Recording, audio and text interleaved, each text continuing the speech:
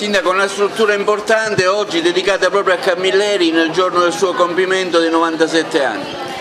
Oggi rappresenta un giorno importante anche e soprattutto perché restituiamo alla città un immobile che è stato per diversi anni semplicemente un magazzino e che oggi invece è una bella struttura polifunzionale, ed in modo particolare sono orgoglioso perché viene intitolata ad un nostro grande concittadino che è Andrea Camilleri, che proprio oggi avrebbe compiuto 97 anni.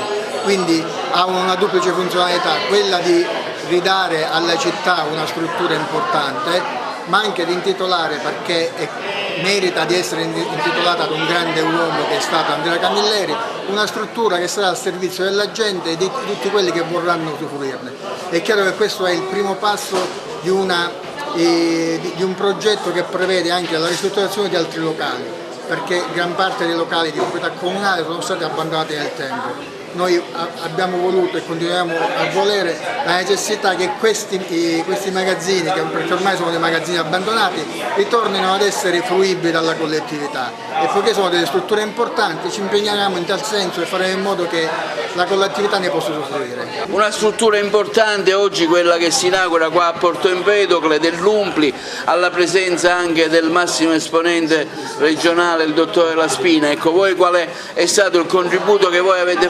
realizzato fattivamente?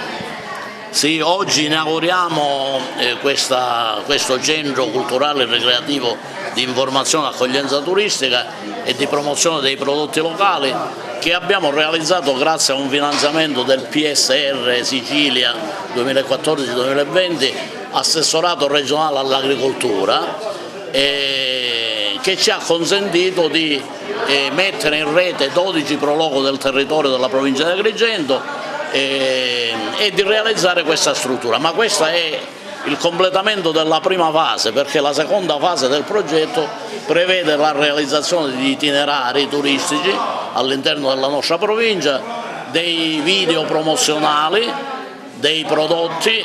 Noi abbiamo realizzato 9 video da 60 secondi riguardanti natura, cultura ed enogastronomia.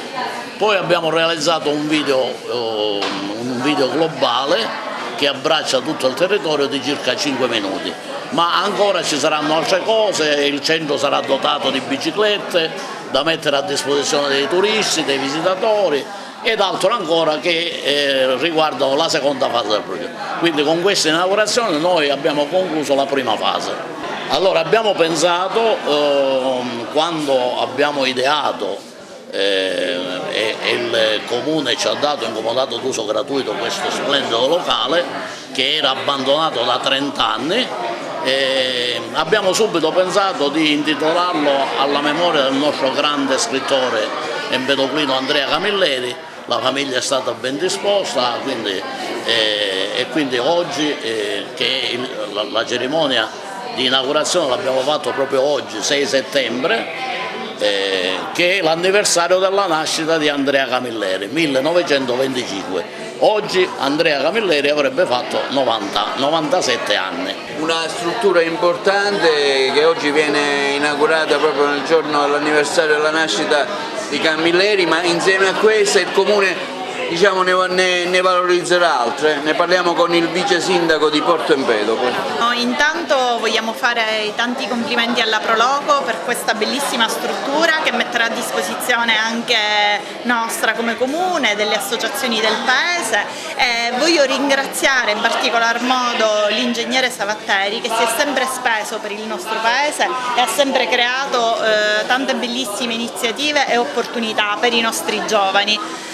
Speriamo di ripartire, come abbiamo detto già mesi fa dall'inizio del nostro insediamento, e di poter ripartire con la cultura, poter ripartire da Camilleri e da Porto Empedocle.